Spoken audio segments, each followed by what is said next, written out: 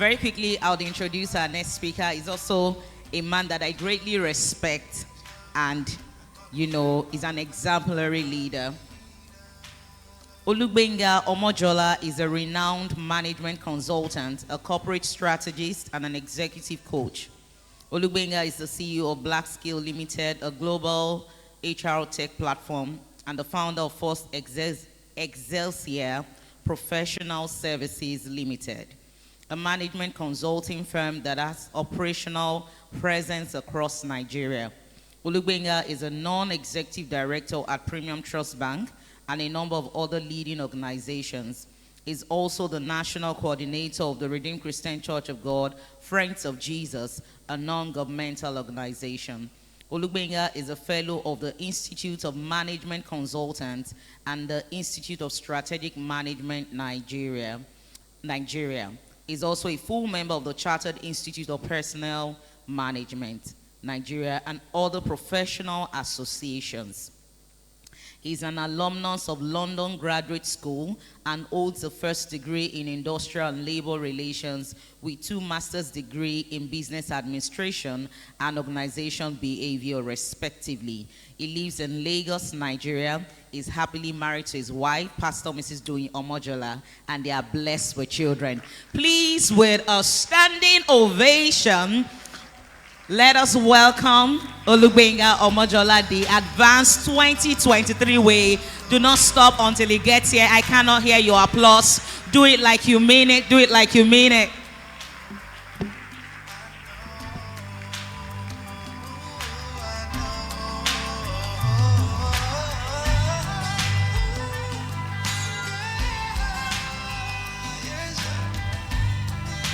Excellent. Thank you so much. You may be seated, please. You may be seated, please. Thank you. Wow. It's nice to be here, and it's such a privilege. I've been a participant, and I've been learning. And I'm sure we all have been learning, right? No, I need to hear that response. I'm sure we all have been learning. Excellent. Excellent. Thank you so much, PBA, and the entire Advanced Conference team for this privilege. And I want to celebrate my team. They're outside as well. I'll be speaking about it. Yeah, you can clap. Go ahead. Yes. Thank you. They're outside the booth, and I'll talk about why they are here just before I leave. All right, so my session is such a short one, and I really was wondering why I was asked to speak after Makul, after I had said everything I was supposed to say, and even Pastor BC as well. So I'm speaking about the Spirit-led self-leadership. You know, self-leadership is a concept that has been spoken about already here, and I'm sure a number of us are familiar with the concept. But knowing that, I know where I believe maybe not all of us here might be people of faith, but I'm certain that most of us here are people of faith. And I know we may struggle with that concept of self-leadership. In short, there are several verses in the Bible that says self should be put down. Right, yes, like yourself, your flesh. But then he has asked me to speak about self-leadership. And he says, well, if you're not comfortable with it, add the Spirit-led before it. So we understand that while we want to talk about self-leadership, you're leading yourself within the Spirit of the Lord that is guiding you. And of course, I'm not going to try to preach. And he has asked that I share this with us. Several years ago, I had this privilege to serve in a bank that was termed a new generation bank those days. One of the pre-qualifications was to make 2-1. And for people like me that knew that I didn't know anybody anywhere, we almost died trying to make it 2-1 in school. And God helped me, I did. And then I found my way into this bank, passed the assessment test. And we were at work. There were 3 coppers. And they had told us they probably would be retaining only 1. Now, the other 2 coppers were from private schools. Those days, not these days. Those days, to go to a private school, your parents had to be very rich. and wealthy. So you can imagine the kind of people I was with. And in my mind, I was like, these people, your parents can get a job for you people. You should just leave this job for me. But you know that's not how it works. So fast forward to a day, I was in marketing and sales. And I had this call, and I asked, could I be given a vehicle to go meet a customer? So I was given a vehicle, but then I was told that vehicle would not wait to bring me back. And of course, I didn't dress like a copper. I had to wear a jacket and all that. Now I got there, did a couple of, waited, had my meeting. And when I was leaving, they would want to walk you out to see, to start with, it's bad that I came alone. So they're already looking at me like this guy is just a hustler, banker. And then there was no vehicle outside. So you can imagine how I would have felt. But well, I pulled through. I decided to just walk back because with the lapel pin of the bank, you're not allowed to take a bike. And I could not afford to take a cab. Remember, I'm a copper. Now I walked back and decided to start marketing to different businesses on the way back to the branch. And as I was going, it was sunny, I was sweaty, my shirt was wet. And at the end of it all, I got into the branch. Tired, expectedly, right? Unhappy, because most people that I spoke with told me, drop the account opening package, we'll see you later. And as I was getting into the door, I saw a young man coming out. He was looking so unhappy. And I looked at him, and I was like, well, you're unhappy. Me too. I'm unhappy. But then, we had been told that we should never allow a customer leave the branch unhappy. Now, there was a decision for me to make. Should I engage this man and ask why he's unhappy? Or should I carry my own unhappiness too and just go and deal with myself? That was a point of self-leadership. Because at that point, there was nobody there to look at me. There was no manager. There was no one who would have checked if I allowed someone leave unhappy. Are you with me? But I made a decision because I heard a witness in my spirit that you've been asked that you should never allow a customer leave unhappy. So even if your superiors had left this person to go unhappy, what is your call? Even though you're just a copper here, what is your call? So I knew what that meant. So I said, smile, it's a happy world. And he said, there's nothing to smile about. It's nothing happy about anything. And I picked up a conversation with him. What's the matter? When he explained it, I said, could you give me 5 minutes? We're talking about spirit-led self-leadership. Could you give me 5 minutes and let me just see if we could address the challenge that you have? So I brought him back into the bank. I dropped my own unhappiness. Remember right now, I knew it was the Spirit of God that witnessed in my heart, and I was leading myself at that point.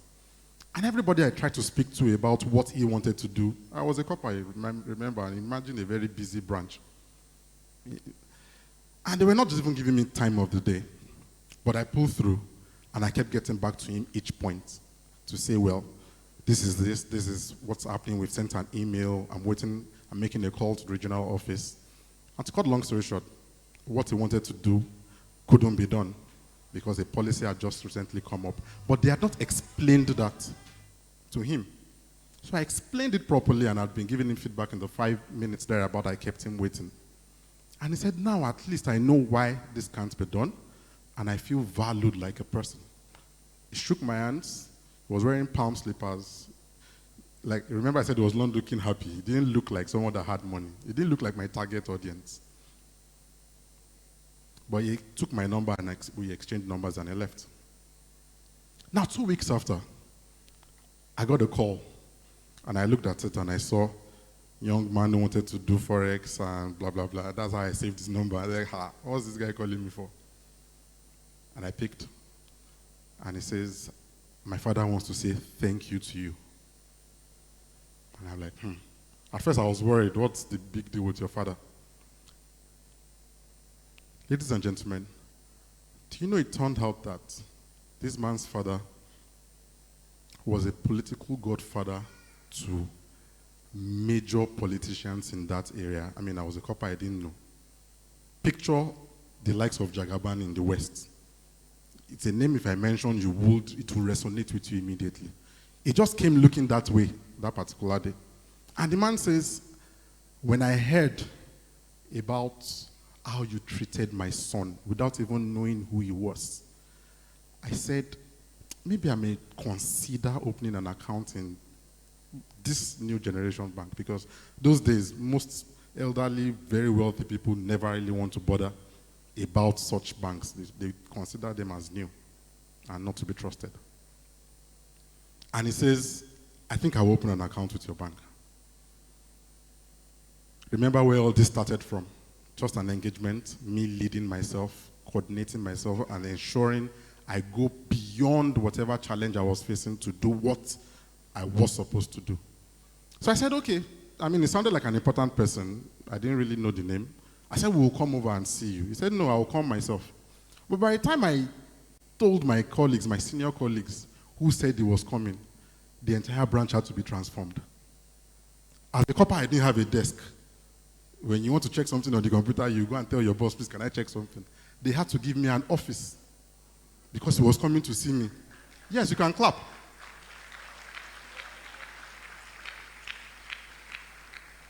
An office that had a jacket hanger. The first time I will have a place I can hang my jacket and a computer. Then they made sure a secretary was outside.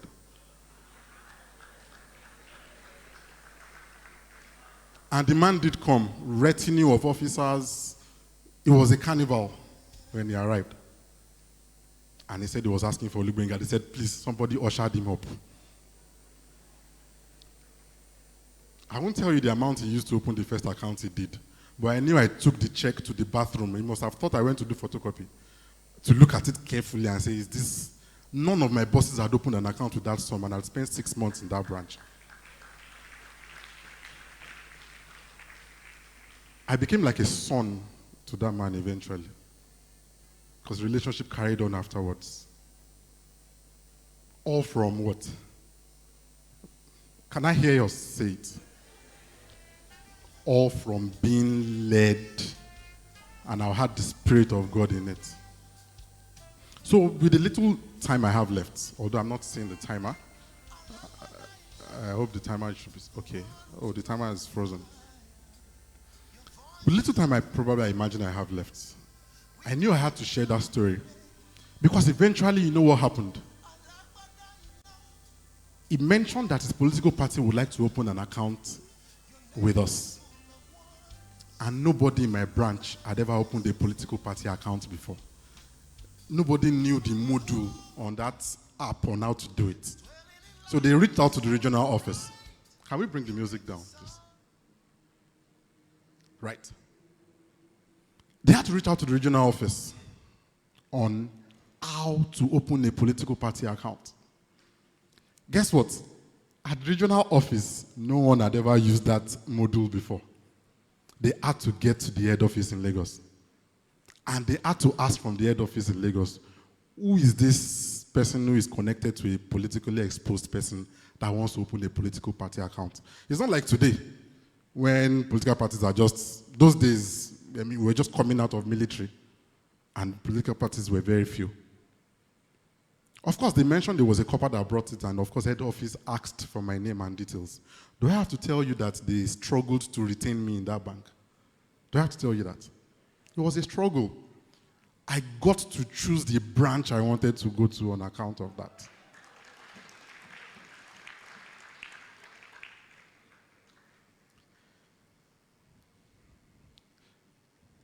See, Romans, I'd like to share the scripture with us quickly. Romans 8:14 says, for as many as are led by the Spirit of God, they are the sons of God. And it's deliberate we put a female here. So you know the sons is not just talking about the gender. It's talking about a child of God that has advanced into sonship and that can express the image of the Father. And this is the message I've brought to us. I'm an executive director of a commercial bank today. I'm a CEO of a global tech company today. I have staff in hundreds across Nigeria today from a company I founded myself that started from my library. And I can trace all of this to being led by the Spirit of God in being a self-leader. And I must share with us that the concept of self-leadership, which I'm sure we are familiar with, it's been spoken about a bit, stems from you understanding first and foremost that you are an organization. Tell your colleague, tell someone beside you that you're an organization. There's an organization living inside you. And that's what leading inside out means. Before you even begin to think of leading others, even though I'm seeing people who have gray hair like me in the room, excellent, which means we've advanced and grown to a certain stage. But the question is, how well are you conducting the organization within you? Someone said Solomon couldn't have been the wisest man because he lived such a reckless life with women and all that. And I said, I don't agree. He asked for wisdom to rule others, not for wisdom to rule himself. And that was the response the Holy Spirit gave me to that question. So it was wise, but it was the application of the wisdom that he had. So another question is, how are you applying whatever wisdom you've gotten to coordinate the organization within you? That organization within you has a marketing department. That's what determines how you dress, how you look, how you relate with people. It has a PR department, which determines how you engage and how you project. It has the finance department, which determines how you spend money or how you invest money. I like to invest and not spend. So already I've got a picture for us, I believe, and we can see already. And so the question is, all those various departments, or if they have grown into divisions, or maybe they've grown into SBUs, strategic business units within you, how are you leading them, and how are you allowing the Holy Spirit to lead you? Because a person without self-control is like who? Someone with broken walls. A city with broken walls. And picture a time when this was written. A time when if a city does not have a wall, it's as well as being taken over by the enemy already. So what it means is, if you're unable to control and lead yourself appropriately, you're more or less already enslaved to something else. Because a city without walls is a city that has been enslaved to its enemies. That's the meaning.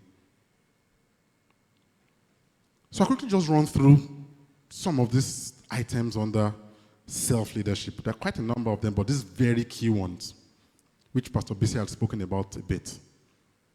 Self-awareness. And by the way, if you've never conducted a SWOT analysis on yourself, a personal SWOT analysis on yourself, please do one.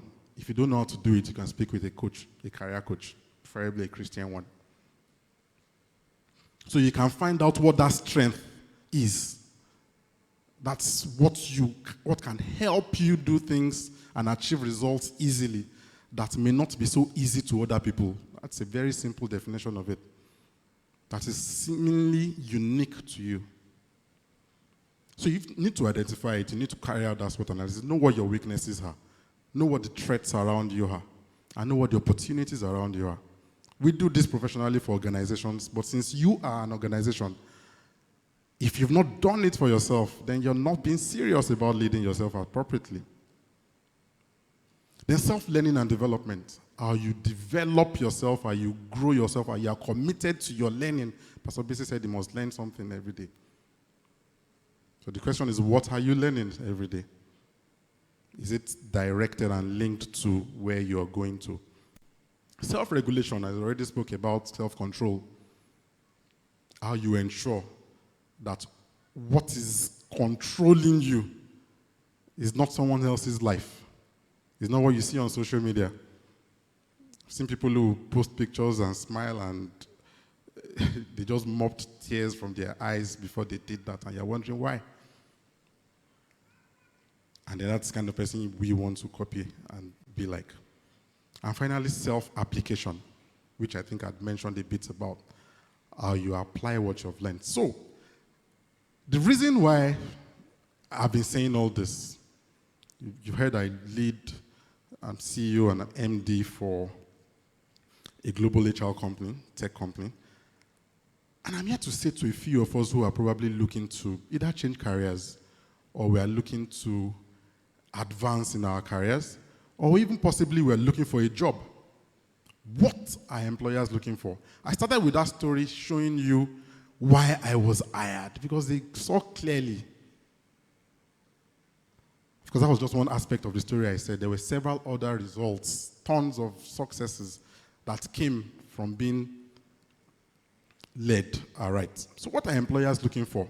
You may take note of this word, intrapreneurs. So I'm sure that we're familiar with the word entrepreneur. I'm trying to pronounce it very correctly, but I know as Nigerians we say entrepreneur, so you get what I'm saying. But they say the way to pronounce it is entrepreneur, right? But without the E, with the I,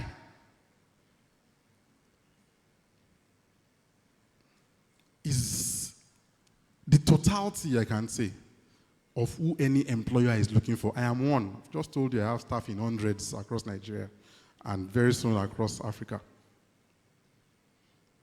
And I can tell you what I'm looking for every time. I'm looking for someone who can be like an entrepreneur within my business. What I demonstrated speaking to someone who was looking unhappy when I myself was completely unhappy was intrapreneurship.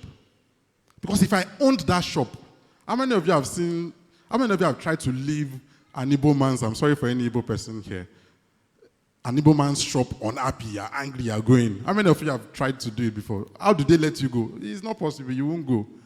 Even if they let you go, he has winked to somebody outside that will stop you and say, we get out for our shop. It's still his shop. It's still his shop. We get out for our, it's his cousin. It's the same company. So that was what I demonstrated at that point. That ownership. So you may just flip to what I believe will be almost the last slide. Yeah. So a list of these items that we found from research that we know that employers are looking for globally.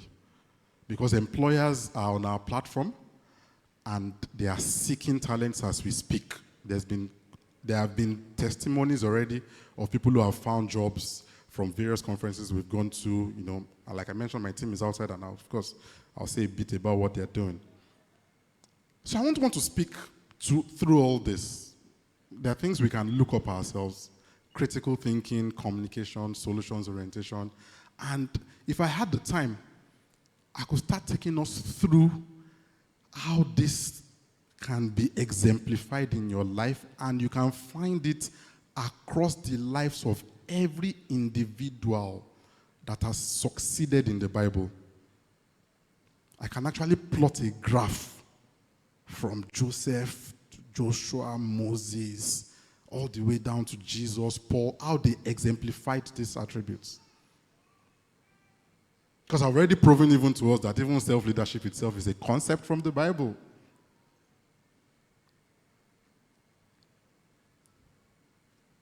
So the question I'll leave with us, before I talk about my team outside as I'm wrapping up, with the little I've said, what has been triggered within you that you would change? So that's the next step slide. The next step slide, that's the slide after the one I had all the competencies employers are looking for. And by the way, most of those competencies are called behavioral competencies. Because the technical ones are, you've gotten them in school, you've been trained. They can give you a test to see how you can excel there. So that's easy. But for critical reasoning, for solutions orientation, which was what got Joseph his first job in the palace, how he solved that problem for Pharaoh. So these are things you must ensure that you lead yourself to begin to grow within, because that's what will make a difference for you anywhere you are, either it's your business or you're working somewhere. So that's the next steps I want us to focus on and I want us to think about. Of course, at some point I believe that we'll be told where to go. The BlakSkill team, they're outside I believe they're to my left. We have a team of career counselors HR consultants and recruiters out there who, why they've come and spend their time in support the advanced conference, is to have conversations with you. Some of us may require some form of clarity on what choice to make, what career choices to make, or what career decisions to make. Don't feel like it's a problem, because I do this for executives, I do this for directors and assistant directors, I do this for boards. People who look like they know everything. When I have sessions with them, they are with their head down and saying, we don't know what to do. And of course, with the grace of God, we will find, and we always find a way. So there are people outside who would like to have conversations with you. They would want to, they can answer your questions. If you have your resumes, either maybe it could be electronic or could be physical, hard copy, they would look at it for you and let you know how you could optimize it. And as a matter of fact, there are a couple of roles that we are looking to fill. Like I mentioned, the employers are already on the platform looking for who to hire, looking for talent to hire. So it may just happen that there may be a role that you may be suitable for. That conversation will be had outside and to be progressed forward. And I can tell you that in sessions like this, I've lost count of how many people have gotten good paying jobs. Not the 1 hour per week job that's, how many of us heard the statistics that Nigeria now has 4.1% unemployment rate? How many of us heard the news? We don't hear news. That it dropped overnight from 33% to 4.1%. And then the metrics is that once you can work gainfully for 1 hour in a week, you are employed. And I say, who are these people fooling? All ridiculous. All right? So I'll leave us with us. Thank you so much for listening. And God bless you.